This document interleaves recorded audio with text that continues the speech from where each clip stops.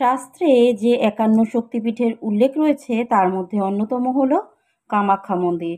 অসমের গুয়াহাটিতে অবস্থিত এই মন্দিরে দেবী সতীর যোনি পড়েছিল। কামাখ্যা মন্দিরে প্রতি বছর বার্ষিক অম্বুবাচী মেলা আয়োজিত হয়। নমস্কার বন্ধুরা, একটা নতুন ভিডিওর সাথে আপনাদের সকলকে স্বাগত জানাই আমার চ্যানেলে। আশা করছি আপনারা সকলে সুস্থ আছেন, ভালো আছেন। বন্ধুরা, সামনেই আসছে অম্বাবুচি। 2024 সালে অম্বাবুচি কবে পড়েছে, প্রসাদে লাল কাপড় কেন দান করা হয়, অম্বাবুচি মাহাত্ম্য এবং এই সময় কী কী বিধিনিষেধ মানতে হবে, সবটাই আজকের এই পর্বে আমরা জেনে নেব। সবটাই জানবো, কিন্তু জানবার আগে আমার চ্যানেলটা সাবস্ক্রাইব করে বেল বাটনটা প্রেস করতে কিন্তু ভুলবেন না।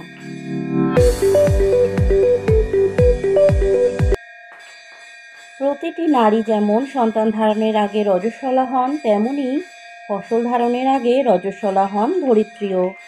প্রতি আষাঢ় মাসের সপ্তম থেকে দ্বাদশ এই 3 দিনে পালিত হয় অম্বুবাচী।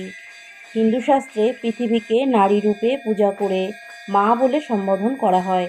সেই সনাতন বিশ্বাস থেকেই মনে করা হয় যে আষাঢ় মাসের এই কদিন পৃথিবী ঋতুমতী হয়ে থাকেন। নারী যেমন ঋতুমতী হবার পর সন্তান ধারণে সক্ষম হন, তেমনি অম্বুবাচীর পর বীজ বপন করলে ভালো ফলের আশা রয়েছে বলে মনে করেন সনাতন ধর্মবিশ্বাসীরা। আষাঢ় মাসের মৃগশিরা নক্ষত্রের 3য় চরণ শেষ হলে ধরিত্রী মাতা ঋতুমতী হন। বন্ধুরা, চলুন জেনে নেওয়া যাক এবছর অর্থাৎ 2024 সালে অম্বুবাচী কবে পড়েছে, সম্পূর্ণ সময়সূচি। এবছরে অর্থাৎ 2024 সালে অম্বুবাচী তিথি শুরু হচ্ছে 22শে জুন 2024 শনিবার। এবছর অর্থাৎ 2024 সালে অম্বুবাচী শুরু হচ্ছে 22শে জুন সকাল 8:43 থেকে এবং অম্বুবাচীর সময়সীমা থাকছে 25শে জুন মঙ্গলবার রাত 9:08 পর্যন্ত। চলুন বন্ধুরা, জেনে নেওয়া যাক প্রসাদে লাল কাপড় কেন দান করা হয়। অম্বুবাচী মেলা উপলক্ষে অসমের কামাখ্যা মন্দিরে লক্ষ লক্ষ ভক্তের আগমন হয়। অম্বুবাচী শুরুর আগে মন্দিরের গর্ভগৃহে সাদা রঙের কাপড় রেখে দেওয়া হয়। 3 দিন বাদে সেই কাপড় লাল হয়ে যায়। সেটি ভক্তদের মধ্যে প্রসাদ হিসাবে বিতরণ করা হয়। বন্ধুরা, অম্বুবাচী পালনের পিছনে কিছু ধর্মীয় মাহাত্ম্য ও বিধিনিষেধও রয়েছে। অম্বু অর্থাৎ জল ও বাচী অর্থাৎ উৎফুলন, এই শব্দ দুটি মিলে অম্বুবাচী শব্দের উৎপত্তি হয়েছে। এই শব্দটি স্ত্রী শক্তি ও তার জন্ম দেওয়ার ক্ষমতাকে প্রকট করে। 3 দিন ব্যাপী মেলার প্রথম দিনে ভক্তরা কামেশ্বরী দেবী ও কামেশ্বর শিবের দর্শন করেন। এরপর মহামুদ্রা দর্শন করেন।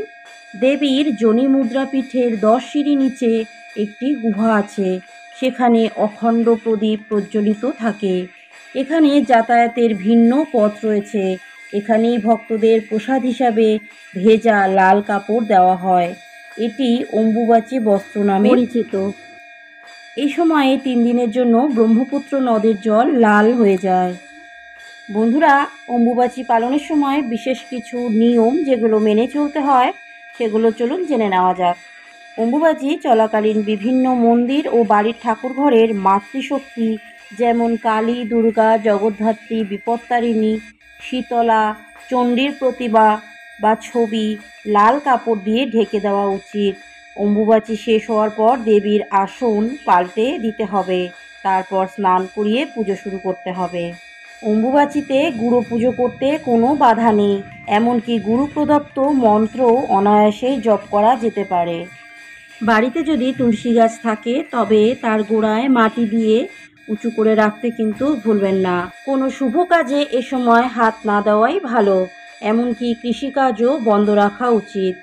অম্বুবাচীর 3 দিন পর ফের কোনো মাঙ্গলিক অনুষ্ঠান ও চাষাবাদ শুরু করা উচিত। প্রচলিত বিশ্বাস অনুযায়ী ঋতুকালে মেয়েরা অশুচি থাকে।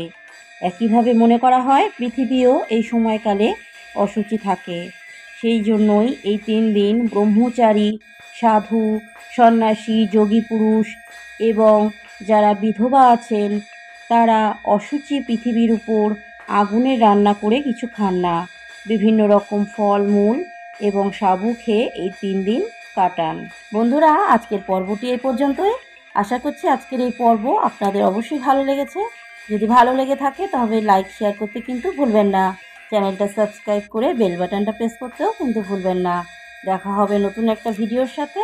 আজকের মতো আপনাদের থেকে বিদায় নিচ্ছি।